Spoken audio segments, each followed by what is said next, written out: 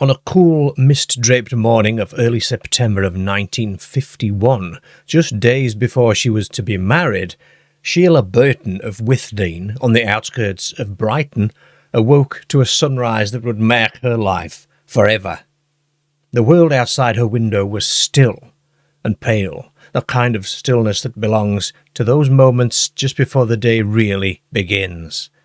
The sun had barely breached the horizon, and a thin ground mist lingered over the tree-lined gardens of her home and those of her neighbours, blurring the edges of familiar shapes with a morning haze. And then that silence was broken not by a loud sound, but by movement. Without warning, something vast and luminous descended from the sky at a remarkable speed. It certainly was not a bird, and it certainly was not an aircraft, and it was, in Sheila Burton's own words, a large, dome-shaped object flashing with silvery green light. It didn't crash, but it landed deliberately on the family's lawn. The object appeared to be about 40 feet in diameter, 25 feet tall, and had a smooth, metallic surface that caught the early light in a hue she could only describe as somewhere between pale lime and silver. Around the upper portion of the dome, 6 or 7 feet below its apex, were evenly spaced bright red lights. They didn't blink or pulse. The lights were solid. Then the surface of the craft seemed to come alive. 3 square panels, flush with the skin of the dome, slid silently aside. They didn't swing open like doors, but they moved laterally, perfectly smoothly, without visible hinges or resistance, vanishing into the body of the craft. One panel faced directly towards Sheila's vantage point on the upper floor, and the other 2 opened to either side. From these openings, figures emerged, 3 in total, each identical to the other. They were perhaps 5 to 6 feet tall, and their proportions were just subtly wrong. The legs seemed short and thick, and the arms were a bit too long, hanging low, ending in hands like our own, but somehow unfinished. Their bodies were encased in one-piece garments of a deep, muted green, tight at the wrists and neck, where a high Mandarin-style collar encircled each throat. Even their feet were part of the same seamless suit. Across the torso ran a thick black band, slung diagonally from the right shoulder down to the waist, connecting to a matching black belt. But it was their heads that drew the eye, and have given this encounter its title. They were bald, completely bald, smooth, hairless domes that caught the light. Faces expressionless, almost inert. The eyes were small and deep-set. The noses were pointed and narrow. Their mouths were simple slits without lips, and their ears were small but pointed, jutting slightly out from the skull.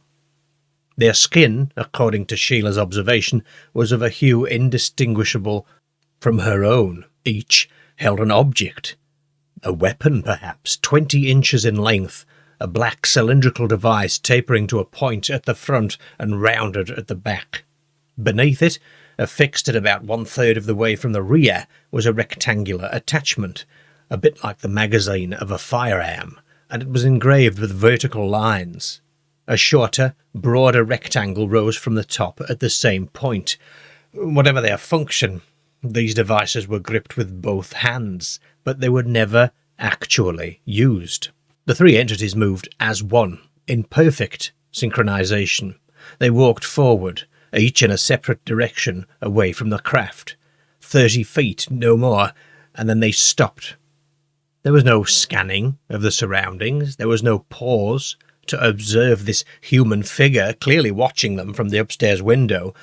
Well, they might as well have been alone. And then, just as suddenly, they began to walk backwards. They didn't turn around. It wasn't a retreat, but it was a precise reversal of their steps, as if someone had hit the rewind button, in fact. Their gait was mechanical. The motion was unnervingly smooth, as if some unseen control dictated every step. They re-entered the craft through their respective panels, and the panels slid shut once more, leaving no visible traces of the openings. The red lights began to flash, pulsing intensely, and then without a sound, the craft rose vertically and was gone, accelerating into the sky with impossible speed until it vanished from view.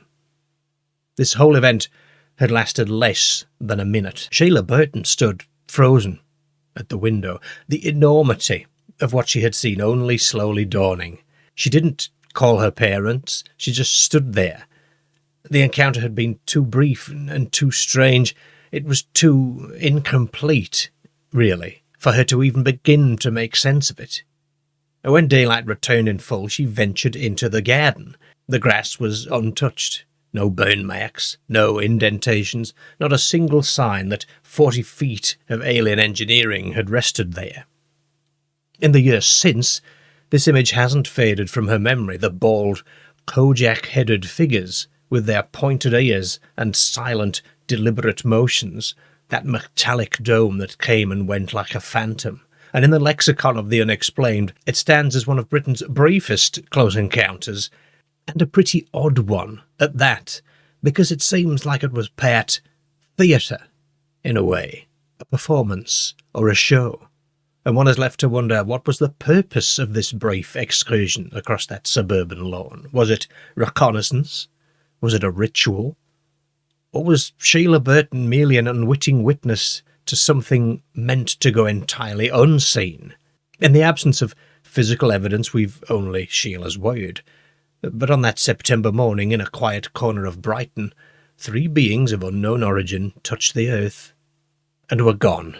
Strangely, just 3 years after Sheila's sighting, a man near Horsham reported a landed object and 2 small beings with hairless heads and tight-fitting suits.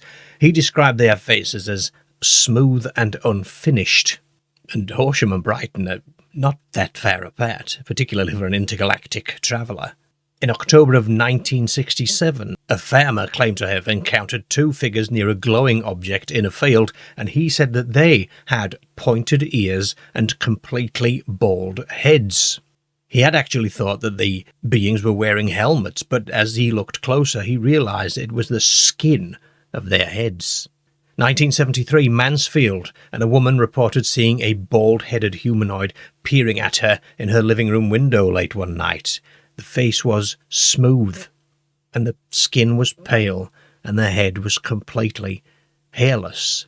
In UFO reports, bald-headed entities appear frequently enough to suggest some sort of a recurring archetype.